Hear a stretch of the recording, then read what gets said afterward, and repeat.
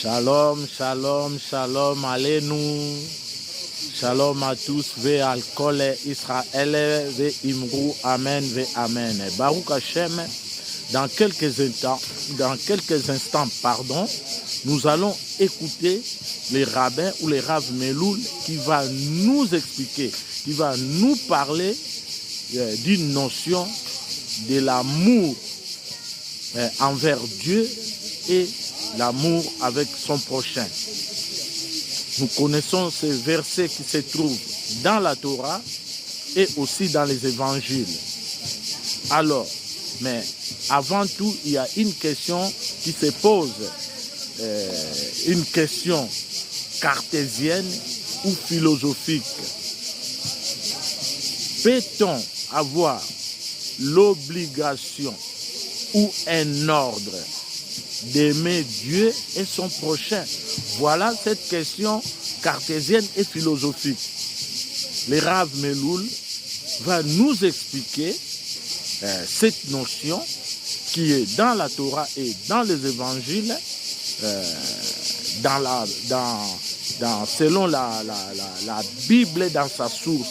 Quand nous parlons la Bible dans sa source, c'est-à-dire en hébreu qui est la Torah et ses explications.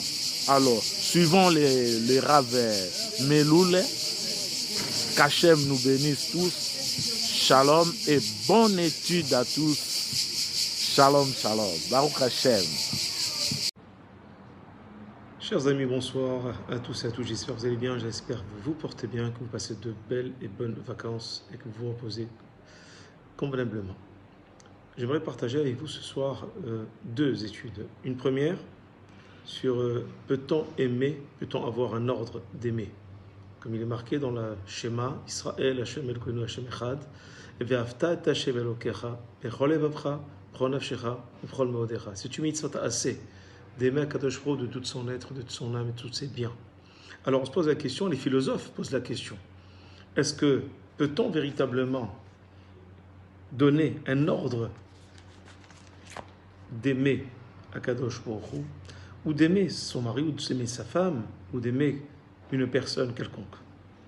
C'est quelque chose qui ne se commande pas, c'est quelque chose qui ne s'ordonne pas. Alors, comment peut-on comprendre cette mitzvah ta'aseh d'aimer Akadosh Baruch Hu, ve'avta et Hashem Elokecha, bechol levavcha, b'chol nafshecha, b'chol ma'odecha. Alors, nous savons très bien que, pour renforcer la question qui est posée par le Sfat Emet, c'est se dire justement que l'amour est quelque chose qui est inné à la personne. C'est quelque chose qui est dans la nature de l'homme. Et aucune personne ne pourra aimer quelque chose ou une personne si elle n'a pas véritablement les raisons de le faire, des raisons de le ressentir, mais certainement pas si on lui donne l'ordre. Alors comment peut-on comprendre cette question-là? Le Sfat Emet de répondre que Akadosh Baruch Hu, lorsqu'il nous a donné cette mitzvah, il y a marqué Yesh betiv'o shel adam mi-Israël she'uchal le'ehov et haboré.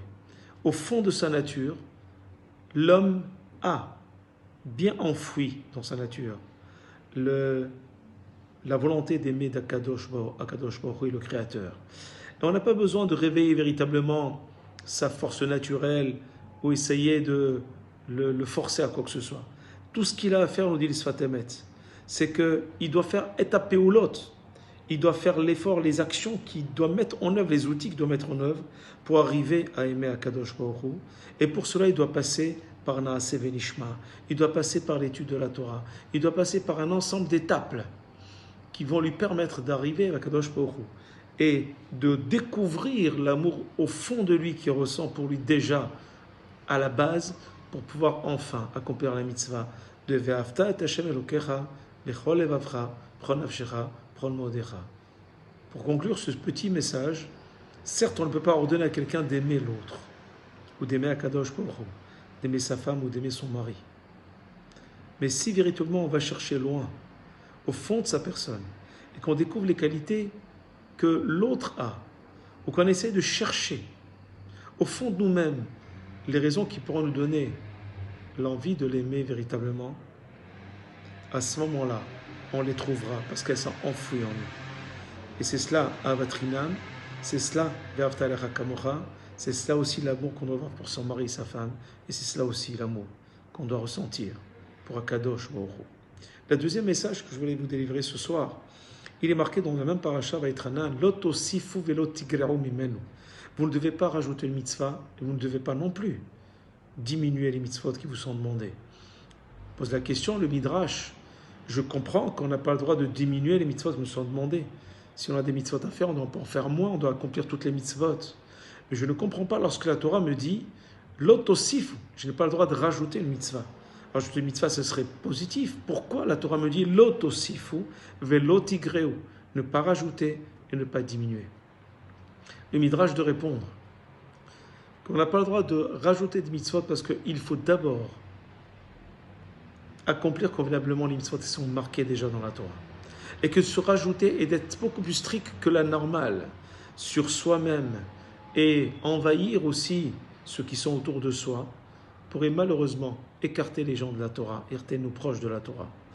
La personne, si elle doit prendre sur elle de s'interdire certaines choses qui sont permises par la Torah, mais elle veut faire plus que ce que la Torah lui demande, à ce moment-là, elle doit simplement le faire pour elle-même et ne jamais envahir les personnes qui sont autour d'elle ou ni obliger l'autre à l'accomplir. Pourquoi? Parce que malheureusement, on sera amené à éloigner la personne en mettant sur elle un poids beaucoup plus que la normale qui ne pourrait pas lui donner envie d'accomplir la Torah. Ce qu'on devrait faire, en général, sauf exception bien sûr, c'est d'accomplir déjà les mitzvot qui sont marqués dans la Torah. C'est pour ça qu'il y a marqué l'otosifu, velo tigreu, parce qu'il y a assez de mitzvot à étudier, à donner du sens à ce que l'on fait, à enseigner, à transmettre et à faire aimer et à rapprocher les cœurs vers Akadosh Baruch Hu. Donc même cela nous dit Hachem, l'otosifu, ne rajoute pas d'autres mitzvot. Et ce que tu as à faire déjà, investis-toi déjà. Fais ce qu'il faut. Et à ce moment-là, tu verras, Be'ezrat Hachem, tu te sentiras tellement bien que la vie que tu mèneras sera pétrie de barachot, de atzlacha. Et non seulement cela, tu seras un exemple pour celui qui veut ou celle qui veut se rapprocher de la Torah.